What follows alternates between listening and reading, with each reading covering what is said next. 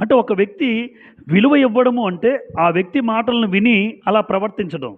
ఇప్పుడు దేవుని వాక్యానికి విలువ ఇస్తున్నావా అన్న ఈ మాటకు అర్థం ఏంటి అంటే, ఏ మాటలైతే దేవుడు గ్రంథంలో పొందుపరిచారో ఆ మాటల ప్రకారం బ్రతికేవాడు దేవుని వాక్యానికి విలువ ఇచ్చేవాడు, లేదా దేవుని మాటలకు విలువ ఇచ్చేవాడు.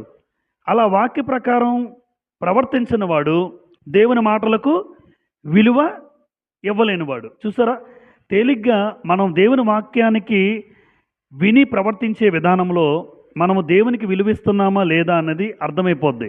తల్లిదండ్రుల మాట విననివాడు ఆ తల్లిదండ్రులకు విలువ ఇవ్వలేనివాడు అంతే.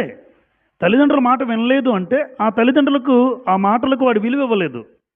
మరి దేవుని మాటలు నేను వినలేదు, అలా ప్రవర్తించలేదు అంటే అర్థం ఏంటంటే దేవుని మాటలకు నేను విలువ ఇవ్వలేదు, అంటే దేవుని వాక్యానికి నేను విలువ ఇవ్వలేదు.